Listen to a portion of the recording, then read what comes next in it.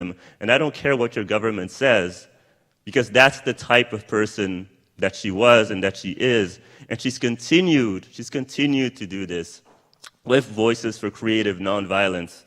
And I didn't want to get into sort of like all of her resume because there are too many things to talk about, but I did, when I was reading about her, one of the things that I wanted to do was to think about like what kind of a person gets to that level. I mean, what was her trajectory? So I just went back to check some of the things that she did before she founded Voices in the Wilderness and put out this challenge. And, some of the many things that she worked on, well, one of the things that stood out for me was she started out doing work in the soup kitchens in Chicago. And that made complete sense to me. It clicked, that this is not someone who looks at politics from the perspective of from on high. She's someone who's rooted in caring for the individual. And if I remember well, I believe that she was working in that soup kitchen with other future prominent activists, such as Father Roy Bourgeois, who ended up forming the School of the Americas protest. She also participated in war tax resistance. She made a trip to Nicaragua in 1985 to witness the resistance to the US-backed Contras. She somehow found some time to become a teacher after that. And, starting to feel her oats as an organizer and as an activist, she decided to get into even more trouble. And she participated in an action called the Missouri Peace Planting in 1988, in which she went into a nuclear missile silo and planted corn, I believe. It was corn. And spent 9 months in jail for doing so. And that was just a part of the resume of this woman, who was gaining her sense of power, who was gaining her sense of resistance, but also who was rooted in her own sense of ethics, in her own sense of obeying her conscience no matter what her country told her. And I've always admired her. I've always felt that she was my definition of success, that she wasn't someone that I wanted to be like. And one of my favorite stories about her was when I actually got to meet her in Chicago. At the time, I was working as an activist at the American Friends Service Committee, sort of a Quaker peace and justice group. And I was reading one of her books, and I was on the Chicago L, the public transportation. And I was reading her book, and I swear to you, I turned to my left, and there she was sitting right across from me. And I remember internally freaking out, okay? Because at the time, in my mind, I was just like, this is Kathy Kelly, Nobel Peace Prize nominee for Voices in the Wilderness. Oh my God, And so, I totally tried to play it cool, like it was no big deal. But like on the inside, I was like, this is huge, right? So, and I also had this moment of kind of like, we live in such a crazy country. Here is this woman who has done, in my opinion, so much for peace and justice for this country. And here, like, no one in the L, recognized her, And so I went up to her, and then we got to know each other. She invited me over to her place and to her community, and I got to know her, and I was just struck by her humanity. But all that to say is that this system does not value the folks who push against its culture. While it is absurd that more people don't know about Kathy Kelly, it also makes total sense, I think that the resistors are very often pushed to the side, but what I've always loved and admired about Kathy Kelly is that her light has continued to shine through. She has not stopped to continue to enlighten us in terms of the impact of the war, of U.S. wars abroad. I think as someone who was born in another country, I've always felt that it was really absurd that more U.S. citizens don't understand that they are part of a military empire that is very ruthless abroad. People don't realize that. And people like Kathy Kelly, with her kindness, her steadfastness, and her compassion, are able to shed light on this in these gentle and powerful ways. And I honestly believe that, when history looks back on sort of who the heroes were, that Kathy Kelly is going to be one of those folks who will be deeply, deeply widely celebrated. And not just as an American hero, quote unquote, as someone who embodies the values of what being a global citizen is. She is not someone who thinks in terms of borders. She sees suffering in Iraq, in Afghanistan, in Yemen, in all of these disparate places, and she looks at these people and she says, these are my brothers and sisters and kinfolk, and I have a responsibility to them. And I think it's only if we all start to move towards that radical understanding that we are one globe that we're going to be able to survive. And so it is with deep, deep respect, pleasure, honor that I introduce to you one of my friends and one of my role models, Kathy Kelly.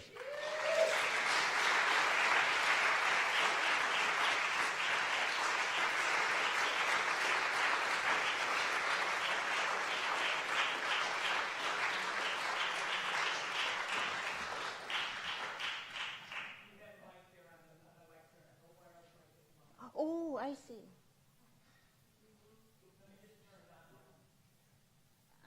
I'm a pretty good Catholic. I do what I'm told. Nobody told me how to turn it on. Oh, okay. All right, good. Well, thank you very, very much. I'm happy to be here with each one of you tonight. Ali, thank you for that introduction. Thanks for sitting down on the Chicago L train next to me. I remember it so clearly. And I'm certainly grateful for hospitality. It's been good to be welcomed here in Syracuse, to have spent the weekend mindful, really, of Pope Francis's words just spoken to Middle Eastern patriarchs. He said, indifference kills. And so to Father Fred and the community here at All Saints, my gratitude for the clear sense that people don't want to be indifferent here. And I'm certainly grateful to the North Central Peace Coalition, to the Syracuse Peace Coalition, and to all of the hard work that people represent here. Colleen, thanks for your beautiful voice. It always pierces right through me in a very, very good way. I think I'll just start by briefly remembering my mom. I was an almost hopelessly pious child, to the point that when Lent came, I would give up Hostess Twinkies, comic books, watching TV, anything. I mean, if I could have found a hair shirt, I would have been happy. And my young Irish mother came unexpectedly up the stairs, and I had it in my head that baby Jesus would like it if I knelt on my knuckles on the bathroom floor. So there I am, it's a good thing I was a skinny little runt, kneeling on my knuckles on the bathroom floor for penance, and my mother opened the door and she said, Jesus, Mary and Joseph, how could you be so odd and be mine? So, Ali, it was an early warning signal that I might be a little bit different. But I agree with Ali that oddness in our time might not be such a bad idea. To be countercultural in a time when there are many forces that would like us to believe that war is normal, would like us to believe that imprisoning babies is normal, would like us to believe that there could ever be a norm in which a child is too hungry to cry. That there could ever be a norm in which people fleeing drought in one area of the world go to another area of the world, can find no food, no medicine, no water, and the elders are eating the trees. No, no, no, it can't be normal. So how are we to understand Yemen today? I'm going to ask you to indulge me in something that's pretty idiosyncratic, but it is my entryway into trying to understand more about Yemen. I am somebody who has seldom watched TV. I haven't had a television since I was 17 or watched it. I mean, for those of you my age and above, I thought Farrah Fawcett was a plumbing company. I just knew nothing. But when I would watch TV, it sort of knocks me off my socks. And so I being dutiful before giving a talk in Manhattan College, and then later I was supposed to go to the New York Catholic Worker and be in front of my peers, and I thought I better really, bone up for this talk. And so I watched President Trump's speech to the Senate and the Congress shortly after he was elected, and this was in 2017. And I had actually never seen him on television or heard his voice before, and the next day I couldn't get up. I was just laying flat. And then I finally thought, well, I better, put one foot out of the bed and start kind of re-cooing. And I think part of what had so confused me about that particular talk was that President Trump had done what most presidents do when they give a major address. He had invited somebody to be in the gallery whose story would be so emotionally gripping that it would kind of back up or put forward, accelerate something he wanted to get across. And so he had in the audience the widow of a Navy SEAL, Chief Petty Officer Ryan Owen, who had just recently been killed in the line of duty. And the woman was so recently bereaved that she could barely keep her composure as he identified her, and then everybody, it was so strange to me, stood up and started applauding. They gave her a 4-minute standing ovation, and the cameras were relentlessly focused on her, and she was trying to keep from bursting into tears in her grief, and Ivanka's hand was on her shoulder, and President Trump was shouting over the applause, "You know he's in heaven, you know he's looking down at you, you know he'll never be forgotten." Never was there any mention about where Chief Petty Officer Ryan Owen was killed. He was killed in Yemen. And it happened that in a very remote, very rural area of Yemen, a town called Al-Khayal, the Navy SEALs had been assigned to try to find somebody allegedly with Al-Qaeda in the Arab Peninsula. But it was a raid similar to ones they've practiced many, many times that didn't go as expected. And so when they landed, all hell broke loose.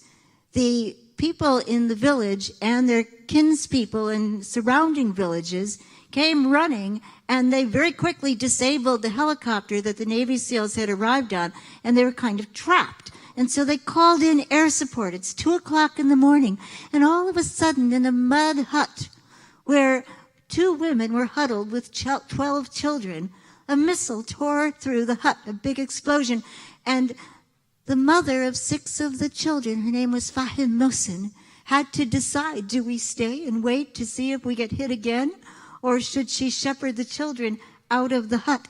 And she chose the latter.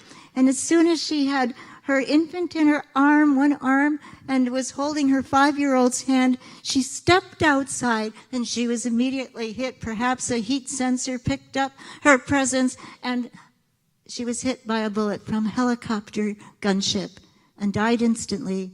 The infant mercifully survived with just a scratch. Her 5-year-old was the witness to what had happened. And that night, in the village of Al-Ghayal, there were 10 children under 13 years of age who were killed. 6 mothers were killed. But the only life mentioned, and there wasn't even a geographical identification of where he was killed, the only life that seemed to matter was that of Chief Petty Officer Ryan Owen. But to this day, there are orphans, and there are children without mothers, and there are families bereaved. And this is something people in the United States, I believe, would care about. Indifference kills, but it's an indifference fed by an inability to know about what is happening. And that's the kind of exceptionalism that I believe is very dangerous, and it jeopardizes people's security all around the world and even in the United States. I want to talk about Change Square. In Yemen, at the time of the 2011 Arab Spring events, there were a group of people who truly deserved to be called the Arab Spring. You know, Thomas Friedman recently said that Crown Prince Mohammed bin Salman represents the Arab Spring. But I don't think that's true. I think we need to refocus on the actual Arab Spring that was developing in Yemen. And it was brilliant.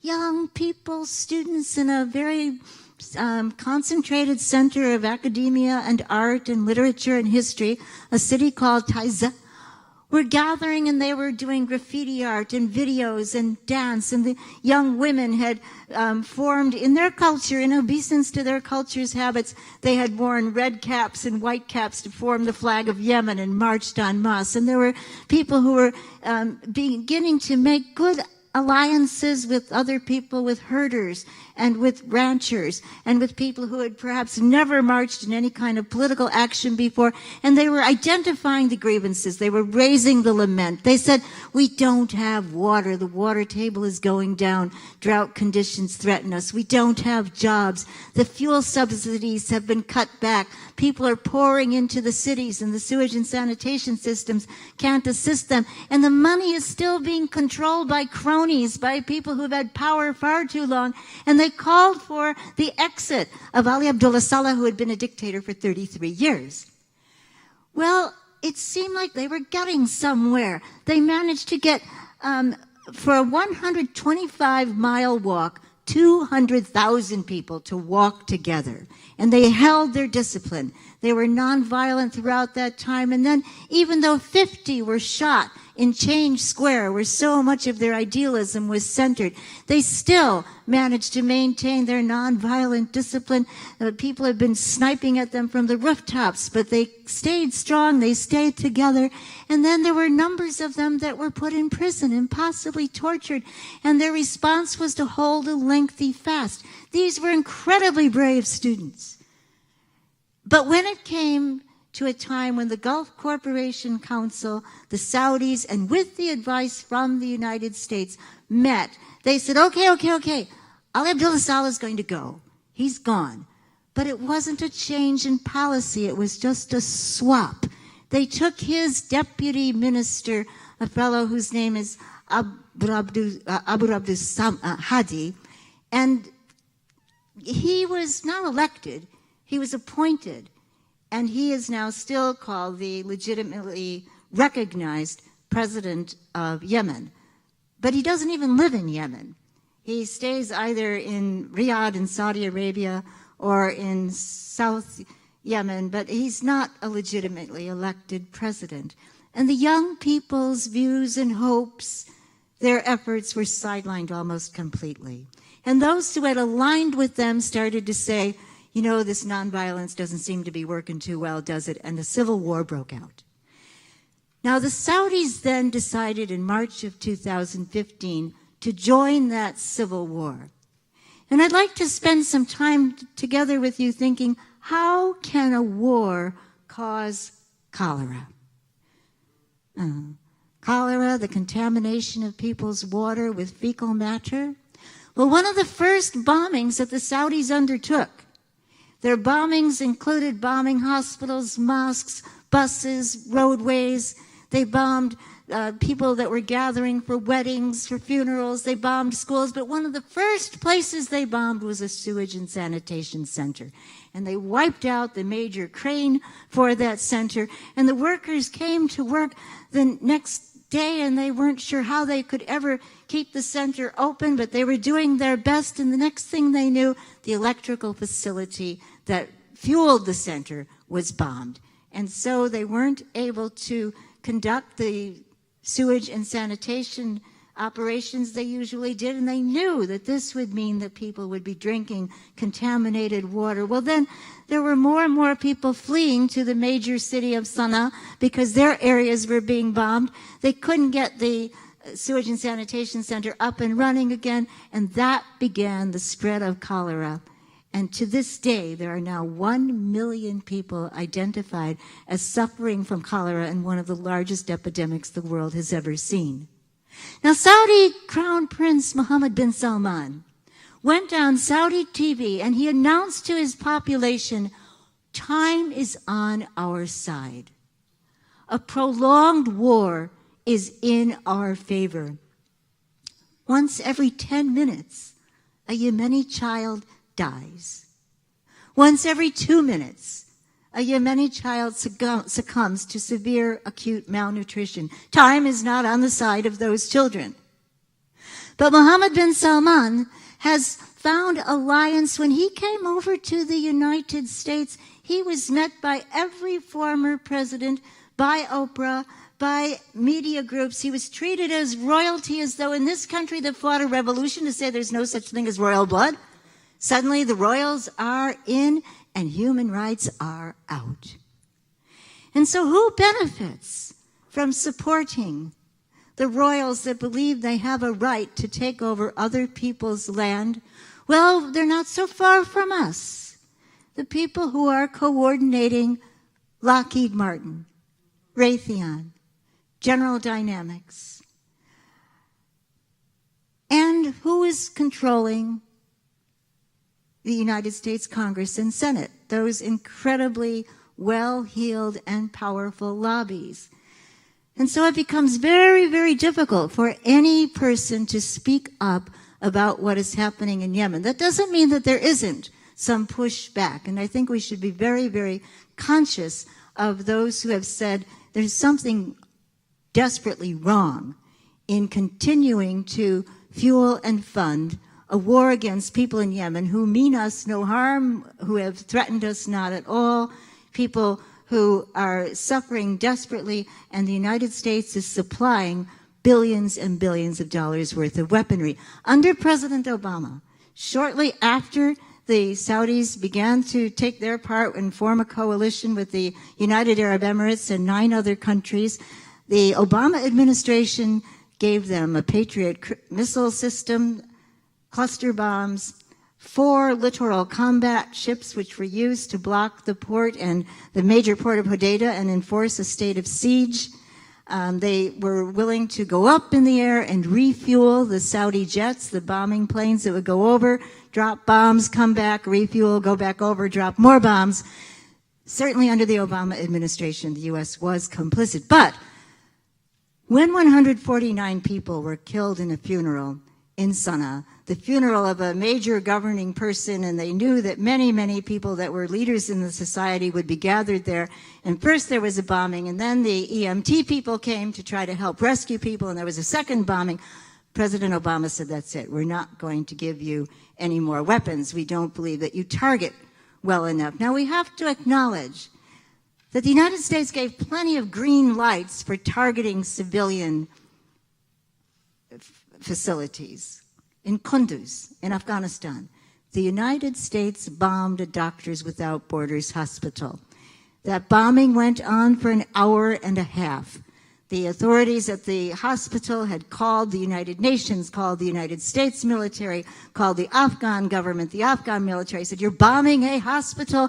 And the bombing continued in 15-minute intervals. 46 people were killed. 12 of them were staff, 3 were doctors. And so then the Saudis bombed a Doctors Without Borders hospital. And then Secretary General of the United Nations, Ban Ki-moon, said to the Saudi government, you can't be bombing hospitals. And they said, Brigadier General Azeri said, well, we'll check with our American brothers and sisters to get better guidance about targeting. A bit tongue-in-cheek, since the United States had just bombed a hospital. So we have to acknowledge the kind of green light that the United States has given in its own practices, not only for bombing civilian institutions, but also think Guantanamo. Think about our practices of torture. And right now in Yemen, and it's got to do with the predictable levels of corruption that happen in a time of chaos and in a time of war. There's terrible upheaval. People are desperate for work. And that's exactly the prescription for places to develop where ghastly and horrid torture and detention happens. And so the Amnesty International report released last week says that the United Arab Emirates is running a network of prisons. Another country, the United Arab Emirates, is running a network of prisons in Yemen, and that the people who've either been released or escaped report horrible methods of torture. In a previous report, one of the methods reported was that a human body of a prisoner would be trussed to a rotating spit and then rotated over and opened fire. I mean, these are ghastly, terrifying ways of treating people. And so, of course, the young people who were so brave during that Arab Spring are not so likely to speak up. Believe me, I would be one quieted peace activist were I threatened with that kind of torture. And the human trafficking is horrible. Hassan is here from Somalia, and I know that he's had his heart broken open because of so many people that have been displaced from South Sudan, from Somalia, from Eritrea, from Ethiopia. And it's just not fair. There's a horrible drought going on top of it all. Ben Ehrenreich in the London Review of Books calls it the SEMA, the great leveler. It affects everybody. And when people's crops die, when their flocks have thirsted and starved to death, when they see that the only thing that the animals can graze on is plastic, the people have to go somewhere. And so they've fled to the coast of the Red Sea. And there human traffickers can put them in dangerous and very cheap boats. Sometimes the boats capsize. Sometimes the traffickers pull out pistols and threaten to shoot people. And everybody runs in one direction or another. It's been a terrible, terrible record of very, very dangerous crossings. But I would submit that the most dangerous crossing happens when the President of the United States goes over to Saudi Arabia and dances with princes, when the Secretary of the Senate, the Speaker of the Senate, Paul Ryan, goes over and seals deals and assures the Saudis and the Emiratis, yes, we'll continue to make sure you can buy weapons from the United States. These are among the most dangerous crossings, but they're not events that your average, ordinary person in the United States is going to hear very much about. In fact, I have to tell you that at times I want to beat the pillow, weep, and shout to the skies, because first hundreds and then thousands and then hundreds of thousands of Iraqi children died of curable diseases. They died of starvation. They died of gastrointestinal diseases. And it's as though those little lives were snuffed out, extinguished, forgotten. And we should be haunted. I should be haunted by those children. They committed no crime. They meant us no harm. And are we to say that it's going to happen again? That as many as 400,000 Yemeni children are suffering right now from severe acute malnourishment. 8 million people are at risk of starvation through famine. And then when you count in the 20 million people who could die of famine from Africa, it's overwhelming. And I am the daughter of an Irish woman who grew up after the Great Famine in Ireland. And I grew up hearing about the Great Famine in Ireland, and I recently was in Dunslaugen and the Sisters of St. Bridget of Kildare, Ireland. So, Kathy, we want you to meet with our students, but would you meet them in the field? I said, okay, sister. And we're in this field, and it's already rainy, and our socks were all wet. And there was a big imposing building next door, and that was the workhouse. And that was where people went if they could no longer feed themselves or their families. And behind the workhouse was the graveyard, and it was an unidentified mass grave, and bodies were put in the grave and covered over with the sod. And 1 million people died in Ireland when there was food that could have been distributed, when there were roadways that could have transported the food. 1.5 million left Ireland and became the refugees here and elsewhere. But you know, during that same time, in northern India, China, parts of Brazil, and the Maghreb, minimally 20 million people, possibly 50 million people died because of famine. Now, I never heard about them because they weren't the same color as me, because they didn't come from the same class background as me, because somehow their lives, apparently, to many historians, didn't matter. And the only reason I finally started to realize it, I read about it in a book by Mike Davies called the great Victorian Holocaust, the late Victorian Holocaust. The only reason I finally started to realize it was because now there's a risk of that history repeating. And so the call, the tremendous deep down call that reaches out to every single one of us, a call that gives us the chance to live together as human beings who will not accept as normalcy starvation and cruelty and torture. So I'd like to close with the words of my friend Buddy Bell. He was here with me the last time I was here. And Buddy is altruistic, and he has visions, and he just has a very, very simple song that he often sings when we're together, and it goes like this. Tear down those walls, tear down those walls. I like to see people living free. Tear down those walls. Tear down those walls. Tear down those walls. We like to see people living free. Tear down those walls. Thank you very much.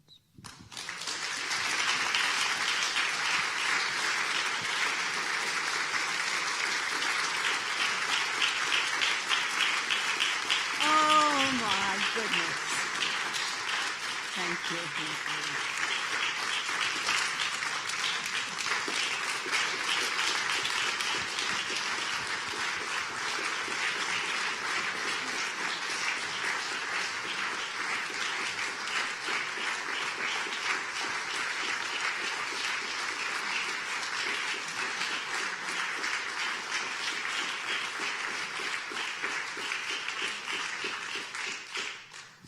Thank you, Kathy. And Tiffany. Thank you all for coming tonight. I think it's been a real... Okay. Yes, I will. But before questions and answers, it's really hard to speak after Kathy Kelly. I am a member of Beyond War and Militarism, and our goal is to bring all the things that are happening in our world that we don't hear about, and I think Kathy has certainly done that for us tonight. We're going to continue to do that. We've had programs on Korea. We're going to have a program with an Onondaga clan mother to talk about the colonial settler situation in their lives, that the U.S. was certainly complicit, did it, as we all, our ancestors came from Europe, and so we need to take responsibility. And I would welcome anybody that would like to join us in Beyond War and Militarism. We meet once a month, and hopefully we've been having events every month, and we'll continue to do that. We are taking August off, I have to admit. One of the things we do when we have an event is to have some kind of action, some sense of what can we do right now. And so tonight, and we've done this at many of our meetings, we have postcards.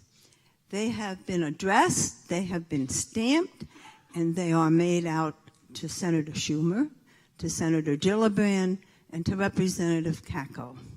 So I would encourage you all, before you leave, to go to the refreshment table all the way to the left, and you will find these postcards. Many of them have been given to us by the Syracuse cultural workers, huge variety, and I think it's good for our representatives to get the postcards too, because a lot of them have very good messages. There are a lot that have not been addressed. Feel free to take one, but use the ones that are addressed and stamped first. What you say, of course, on that postcard is totally up to you. end the blockade to Yemen, allow medicine and food to get through, end U.S. complicity in that war, have an end to the weapons that are being sent from our country to all the countries in the Middle East. You can choose your message. My guess is, having listened to Kathy, that won't be hard to do. At this point, we are going to have a collection. The money we collect tonight is free will, and it will help us to pay for Kathy's transportation and the costs of this event, and every other penny will go to the work of Voices for Creative Nonviolence, and it'll be sent home with Kathy. Are you ready for questions and answers, Kathy? Yes. So if you will use that mic, it's about halfway back. Ask your question, and I'll turn this to Kathy. Well, thank you, Anne, and thank you again to all of the people with the Syracuse Peace Council and the North Central Peace Coalition. I hope you don't mind if I just take a moment to recognize somebody in our midst who's been very, very important to a number of us for many reasons. Marianne Grady-Flores, would you mind standing up?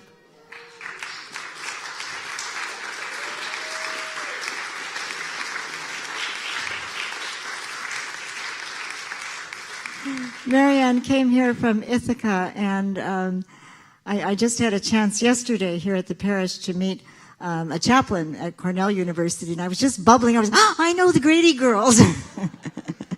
Because the Grady sisters have done so many wonderful good actions. And right now, Claire, just released from prison in Brunswick, Georgia, posed in a live oak with spring moss covering the branches. And there's Claire looking diminutive in this huge old tree.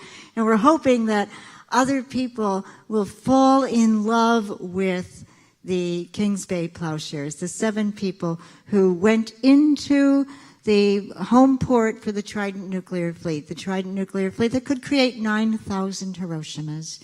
And they followed that conscientious desire to beat swords into plowshares and spears into pruning hooks. Nation shall not lift the sword against nation, neither shall they continue to learn the ways of war any longer. So our very best wishes to your very good sister and to all the Grady girls. Thank you, Marianne. Thank you.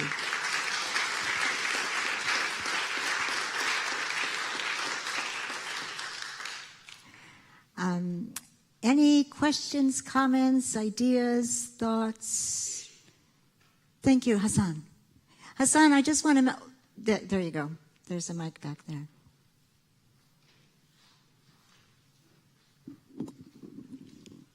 Hi, my name is Hassan Ibrahim. First of all, I want to say thank you for coming out and giving this presentation here. When I first saw that on Facebook, I thought, I really should go to that place because it's really familiar to me. You talked about just Yemen, so I was hearing your stories and where you went to, but you haven't mentioned any things about Palestine, the people of Palestinian being displaced in every year, especially every Ramadan, like literally every year in Ramadan, we see more civilians of Palestinians being displaced and more strikes going on, and even they are more famous too in there. And also, the United States is just focusing on the Middle East. And I'm from East Africa, from Somalia, and there have been a war in Somalia. And we have this group, but they have like the style of Al Qaeda or ISIS, but they have a different name, which is Al-Shabaab, you can call it. But they have the same ideas and the same notions of Al Qaeda, and they have been fighting for it. The African unions, they've been fighting for it, and they've been really working on that. But these people are actually killing more civilians in the southern side of Somalia. And that's why every year in Ramadan, not only in the Middle East, but also in Africa, in Somalia, we see more of Somalis flowing refugees to Kenya, and the Kenyan government is not treating them the way they expect them to be treated. When refugees, how they're supposed to be treated, their life is completely different than the life you hear. They're jobless, no schools, no good medical, nothing is healthy out there. So it's basically they live in hell or in chaos. So that's one thing I want to add to that one too. And also, as you were traveling around the world, and one question is, have you been in Gaza trip? And the other question would be, there have been more Somalis, not only Somalis, but there have been more South Sudanese and people been crossing in Libya, crossing all the way to Europe, and there were millions of Somalis during Obama. When he went to London for a town hall meeting, just talking about it, one student stood up and said, well, what can you do for Somalis that have died in the Mediterranean Sea? And literally, like in Egypt, they've been tortured more. And there's still another war going on in Ethiopia right now. There's this clan of Somali called Ogaden, but it's still in Ethiopia that have been tortured, been raped, and also displaced. So as a traveler, I'm really glad to ask you that question, and I want to hear more about that. And I really, just can't, more proud that you're here and just talk us about this. And because I am refugee and I've seen it and I've born with it and I grew up, but I've been here in this country for a very long time. But now I have the chance to basically stand up for what's right. So thank you. Thank you, Hassan.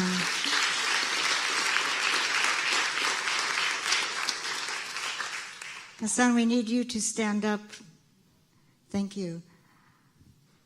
I was in Gaza during the Operation Cast Lead, and a bomb exploded once every 11 minutes, from 11 at night till 1 in the morning, and then again from 3 in the morning till 6 in the morning.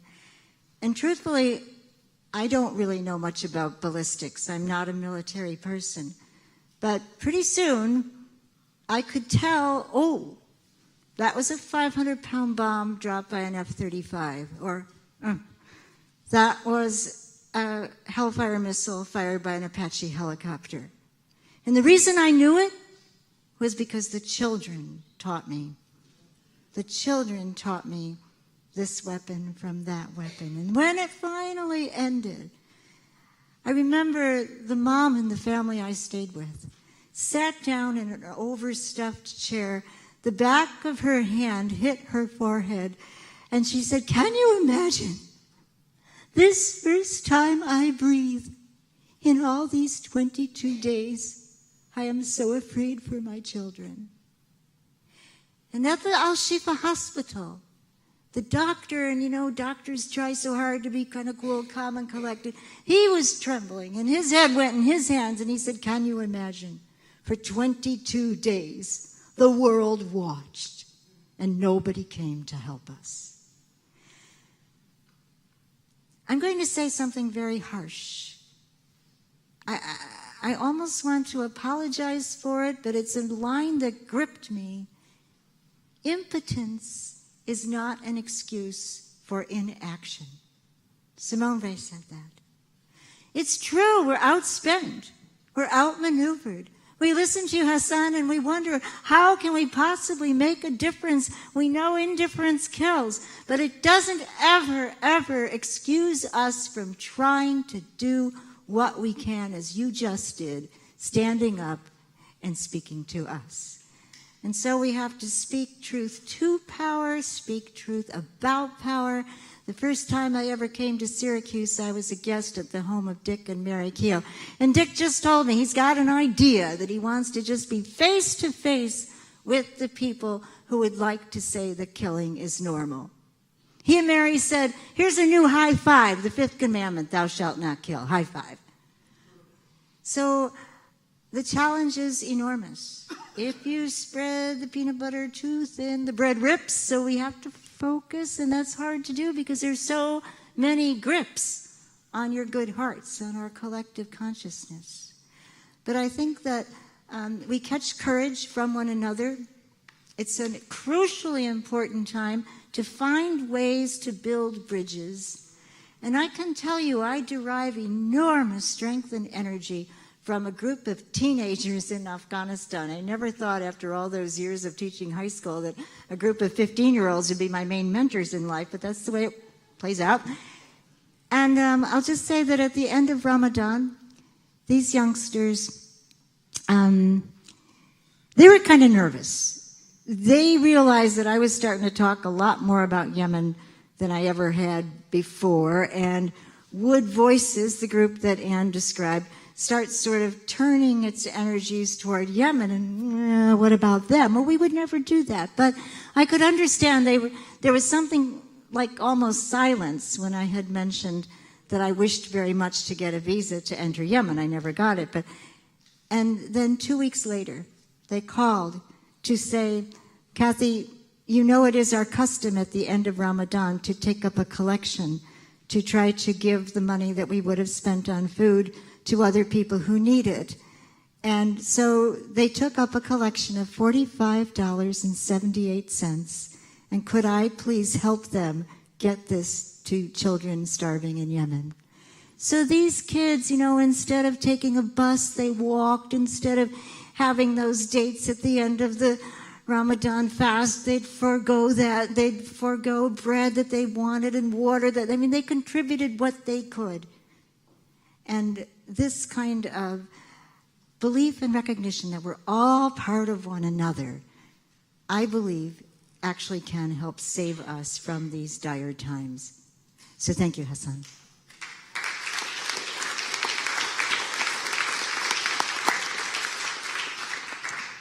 Thank you.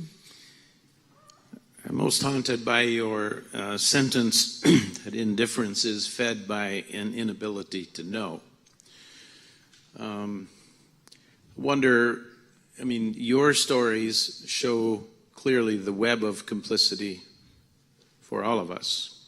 I'm wondering if you have worked with textbook writing companies, or if you could work with textbook writing companies for our public schools, and that you, through your words or answers or reflections, can give us all something to do with our Syracuse School Board. Maybe we could all start by making the Peters projection map the map that schools use instead of Mercator. But, all of the web of complicity, there are social studies mandates in probably all of our public schools nationwide. But I'd be really curious about this phrase, indifference is fed by an inability to know. And I think that's not a mistake. I think the powers that be don't want this stuff in our schools. So I just encourage you to work in 50 states to help us.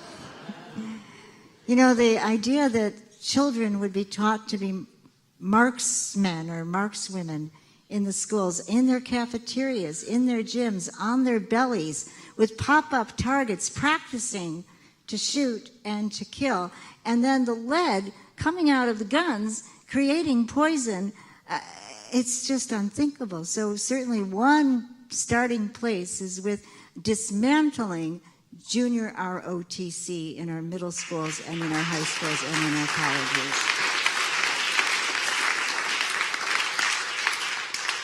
We look at other countries and think, how could they have child soldiers? And we look at other countries and we're, in a sconce over how they could lock people up. But we've got rail to jail taking our teenagers and taking them off to prisons as though this is somehow normal. So this reenactment of enslavement, which is going on in our country apace, and that's what it is, a reenactment of enslavement that stretches back to the Civil War and the time following that war when imprisonment replaced enslavement. We must stand up against that. It's a new form of fascism that is creeping in further and further and further. And now with the detention centers and the money to be made, The prison-industrial complex and the military-industrial complex rely on government funding and corporate jobs. When you have that combination, it's very difficult to uproot those entrenched systems. And I would submit that in our country today, there's a new religion. I formerly would say that the national religion is shopping, but I've changed my mind. I believe now it's militarism. And it's so, so dangerous. Father Fred and people at All Saints Parish, I believe in the faith that you are filled with and that you exude and share with others. But I am very, very nervous that in our country today, it's almost as though the liturgies, the work of the people, the good work is becoming like a smokescreen for the real religion that is being promoted, and that is a religion of militarism. You see it everywhere. Camouflage diapers. You see it everywhere with military people rappelling down from the rooftops at Franciscan college sporting events. You see it everywhere in the Amtrak trains. You see the ICE people at the public transportation places. You see people at the borders intimidating other people. When Pope Francis came here, there were militarized people getting ready to pick up people that were considered to be undocumented, undesirable. I think it's kind of like standing in the middle of a cornfield and the corn is growing over our heads and we just don't notice it. So we have to label the militarism in our society as it has taken over sports and entertainment events, as it has moved into the universities, into the high schools, into the middle schools, and begin to say we don't cooperate with people who kill. Leave the guns out.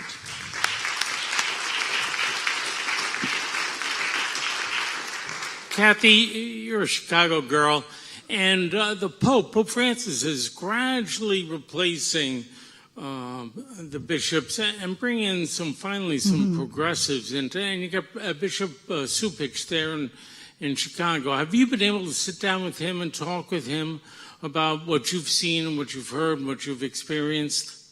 Well, I was dropping big hints that I thought it was about time I got a convent, but truthfully, I haven't sat down with Cardinal Supich. I deeply admire the stances that he has taken, and I think that you're right. The current Pope is somebody who is releasing and liberating a message that actually could save us from ourselves, and I'm very, very pleased about that.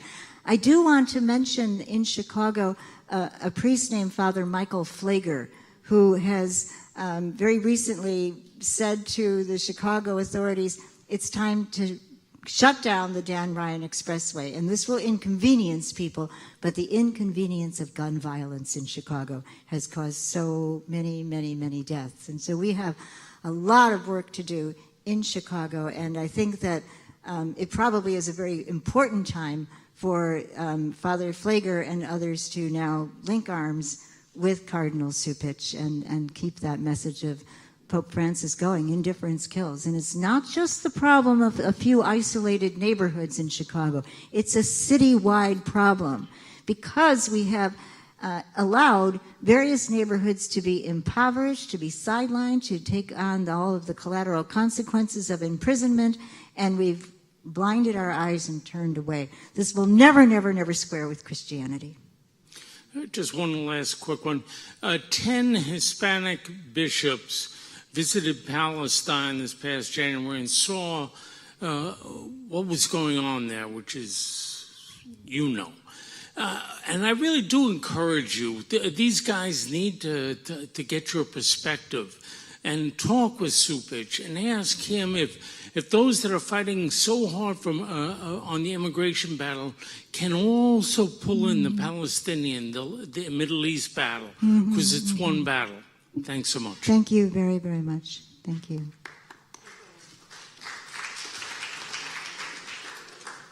Kathy, thank you for mentioning the money and the way that the military contractors keep getting more money through militarism.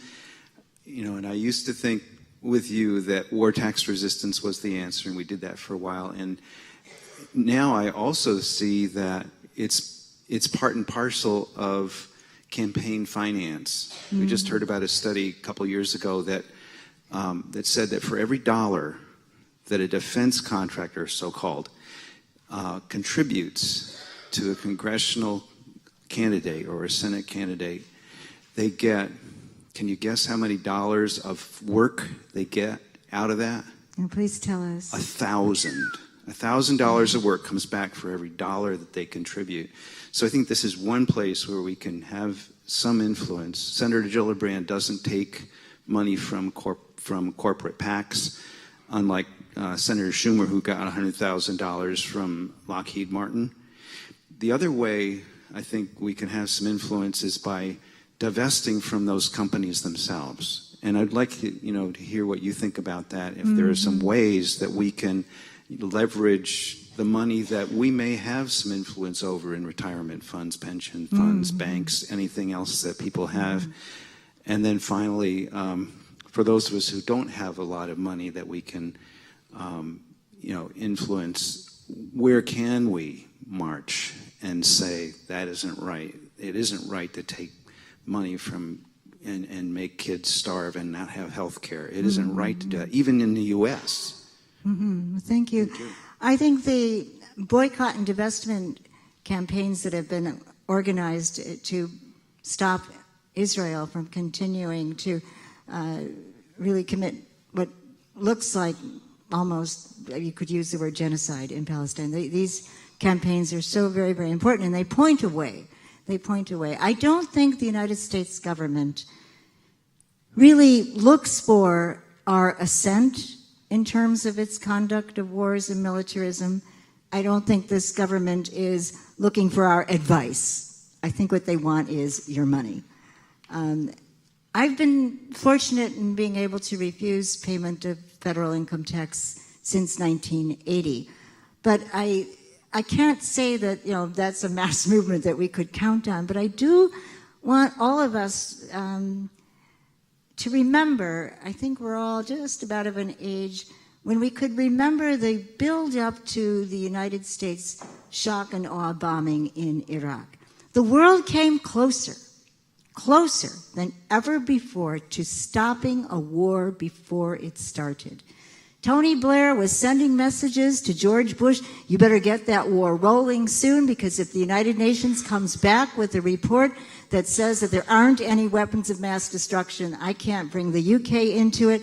They were getting very, very nervous in the State Department, in the White House, and there were massive, massive protests all across the United States, all around the world. Imagine if the Arab Spring witness to sit down and don't get up had been factored into that witness then.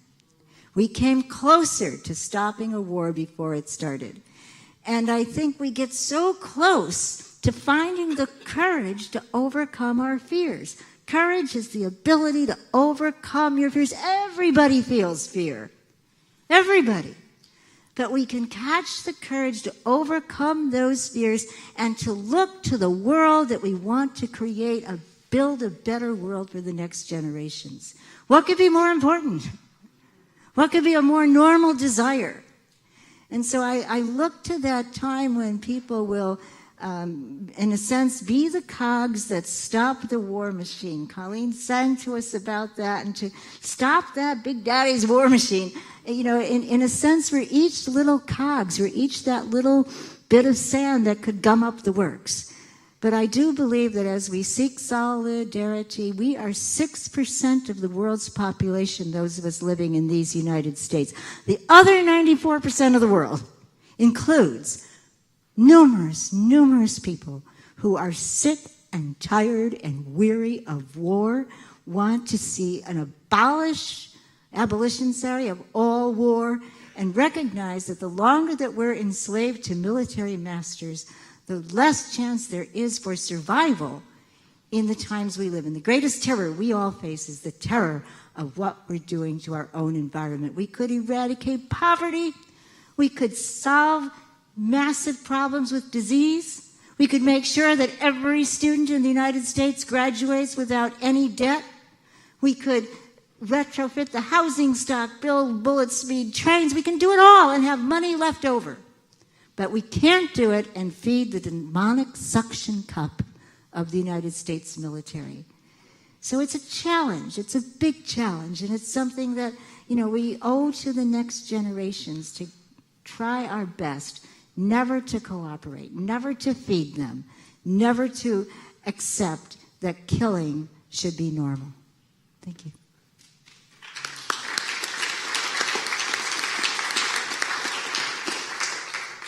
Thank you again, Kathy, for one of your heartfelt speeches. Last year, I went to the International Herbal Symposium. It happens in Wheaton, Massachusetts, where people get together and learn about herbal medicine. And one of the keynotes was Herbalists Without Borders, and they had gone to Haiti, where there was also the infrastructure was destroyed, and people were susceptible to the same waterborne diseases. And they found that using the essential oil of lemon, 1 drop per 50-gallon barrel of water was enough to sterilize it. Mm-hmm. And so people had been sending over essential oils and homeopathic remedies because they were the smallest, easiest things to transport, and were able to alleviate some suffering in that way. So I just wanted to put that out there for anyone that doesn't know about that. Thank you. And I think that along with the prison industrial complex and the military industrial complex, we have big pharma. And it's a war on drugs that I think spills over into so many other industrial choices. Hi, Kathy. Thank you very much for being here.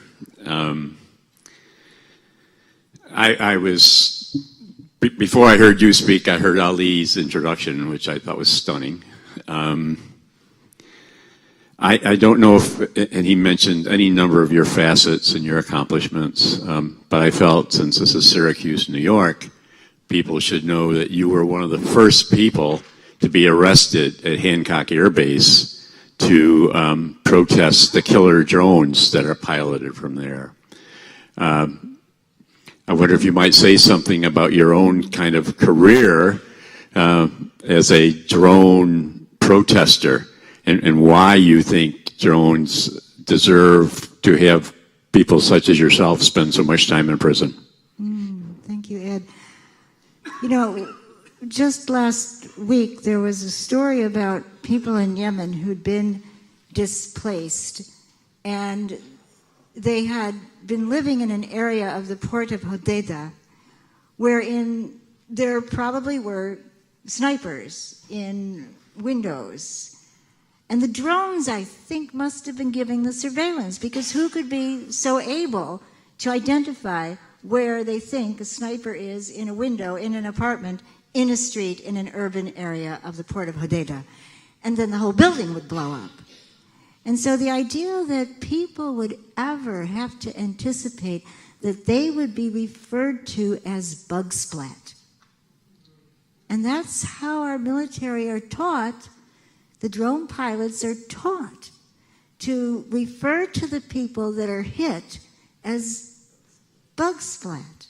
And then people run away, just like the woman I mentioned in Al Hayal. Of course, she wanted to run away with her children. Well, had she made it, she would have been called a squirter. A squirter. And the dehumanization that's required in order to be targeting people on the other side of the world, maintaining the fiction that this somehow makes anybody more secure, the dehumanization that's required will, of course, evoke from other people a sense of wonder. Who are these people? And it's part of the reason why the United States is continually regarded as the most menacing country on earth. I had mentioned when I was here at All Saints Parish on Sunday that some time back I had gone to Pakistan and talked with a man who said that the code for his area in Pakistan was that if somebody knocks on the door and wants food or wants beverage, you never turn the person away. I mean, where are they going to go? There's no 7-Eleven, there's no Motel 6. And so the tradition, the code, is to open the door and welcome the stranger.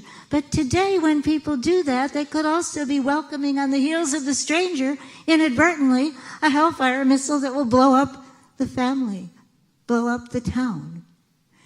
And so the idea that people have to be so frightened, and that gets inculcated into the children, so that children are stiff in their beds because they're so afraid that this might be the night when their family gets hit. And I had mentioned to Hassan that I'd been in Gaza, and I myself, you hear this drone going overhead, and it's going circle, circle, and you wonder, well, is this our night?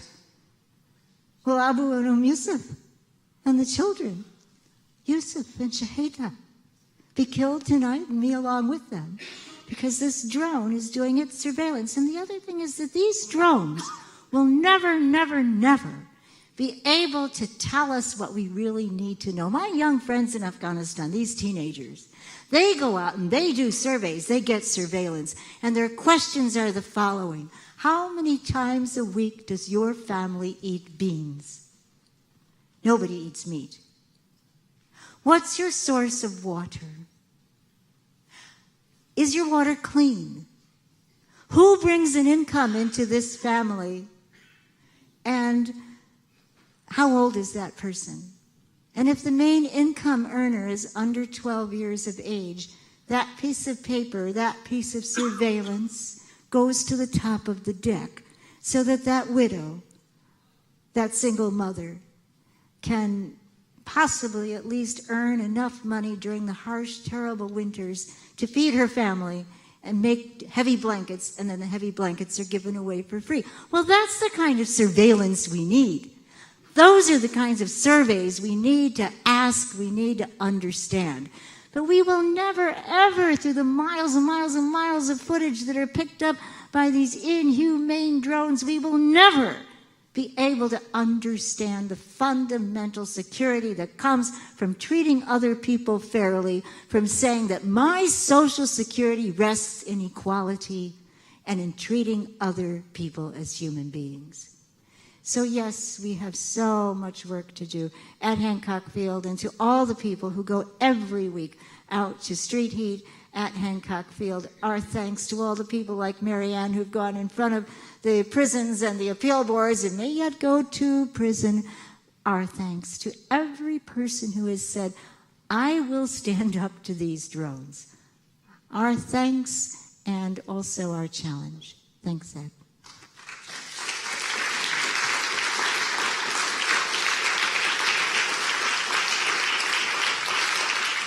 And Marianne. Kathy, thank you so much. I'm so grateful to be able to get in here and hear your full talk. I was actually late because I was accompanying my sister. So Ali, I'm sorry that I missed your part, your introduction. I was with my sister Claire, who is a part of the 7 co-defendants from the Kings Bay Plowshares. And so today we had many hours with her probation officer that came to fit her for her ankle bracelet. I have photos of this, but not to get into that. She was curious as to what the number of people in the United States are that are walking around with these ankle bracelets. And these people have to pay for their own ankle bracelets. So anyway, I wanted to mention that there are 4 of the co-defendants out on bail, $50,000 bail and $5,000 cash. I have a poster board here. I'm sorry I didn't make more copies, but if you have a cell phone where you could take a picture, you could take the addresses, and I've got, like Ann Tiffany has, I've got the pre-stamped postcards. These are the only things that the jails will allow into the, into the county jails in Georgia.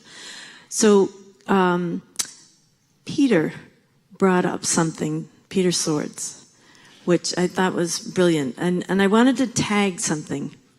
Kathy, I would love for you to share about your presence and your fasting in Kings Bay, Georgia, to bring light to the issue of disarming our nuclear craziness. But what I was thinking about is, we know Sister Ardith Platty and Carol Gilbert from the Jonah House community have been nonstop going around the country to bring to light the work of ICAN, the International Campaign Against to Abolish Nuclear Weapons. And that's the work that Claire, who's now under house arrest, is asking for us to do, knowing that the nuclear arsenal is the cocked gun that the United States holds to the head of the planet, that allows us to continue to do what we do in Yemen, what we do in Afghanistan, what we've done in Iraq, what Israel does in Gaza, and on and on and on, and continue with our 800 bases around the world or beyond. But I'm thinking about what we can do locally to help move this story deep. And if you don't mind, I want to tell you something real quickly.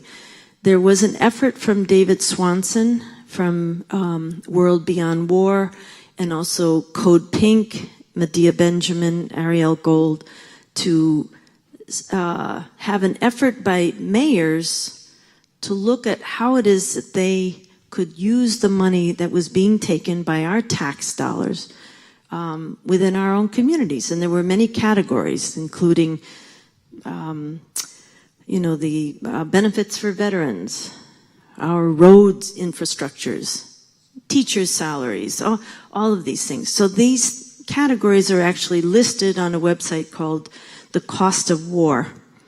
And you can look this up yourselves. Anyway, we had an amazing, simple thing that happened in Ithaca. I was able to find people from these different categories to come to our little city council over the course of like 2 months and testify, only had 3 minutes each, about what their category needed. And, we had a friend from the transportation department that brought in the actual statistics, and all of this was handed to our city council. And in the meantime, I tagged our mayor, and I told him he's the youngest African American mayor in the United States, Savante Murick.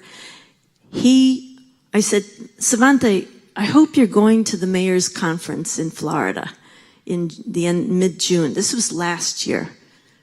He didn't know about it. So anyway, the council is all unanimously voting yes on this resolution that was written up by World Beyond War by David Swanson. And so Medea Benjamin called and she said, Marianne, we need to get this resolution bookmarked for the mayor's conference in Florida. So I called our mayor. He said, have my secretary do it. He went to Florida, which he had not planned on doing. There was a unanimous vote of 253 American mayors that voted to say no to the $50 billion increase in military spending by Trump. Mm-hmm. I mean, that was a very last-minute thing, but in the same structural way, I'm thinking that we can bring the resolution to have our mayors and our city councils across the country to do this for ICAN, to have the resolution that we would withdraw the monies from our pension plans, from Raytheon, Lockheed, and all of the other, Grumman, all of the other military makers, and say, hell no, our tax dollars need to be used here. And again, it goes back to principle, not personality. It's what our needs are. It's very simple, but it's an idea. I don't have this. Only because you mentioned this, Peter, did I decided to get up here. I've just been percolating this. Thank you, Marianne. Yes. The countries that are the outliers are the United States and the nuclear-bearing countries that didn't sign to negotiate this agreement. And so we're going to do a walk in support of the Kings Bay Plowshares starting September 3rd to the 14th from Savannah to Kings Bay. So if anybody would like to come and join us, we'd be so pleased to have you. We finally worked out housing, which made me very relieved. And so your needs would be generally taken care of along the way on this walk, and then we can have a big rally at the end. And the people that are out and the people that are in, represent tremendous courage, and we can give them support through what Marianne is suggesting, and also if you'd like to be part of a walk from Savannah to Kings Bay, we'd love it. Yes, just wanted to mention that Liz McAllister, Phil Berrigan's widow, is still in. Father Steve Kelly is still in, and Mark Colville, who's also been a drone activist. And they are facing a maximum of 20 years in federal prison. So they need lots of support. Well, I'll be in the back with Thanks. these later. It looks like the trial will be in October, so let's stay tuned. No, November or early December. Oh, thank you.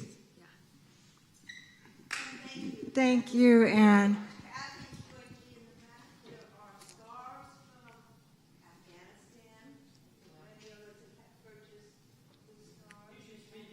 You know what, Anne, we are getting a request for you to say this in the microphone, or do you want me to? They say border free on one end and Bedune Mers on the other, and the girls embroider them because they believe there's one blue sky above us. And then I tell them, oh, I don't do retail, and they give me 50 new scarves, so they're back there. So there's lots of refreshment. Cassie's going to be here to answer questions. Thank you very much. Thank you.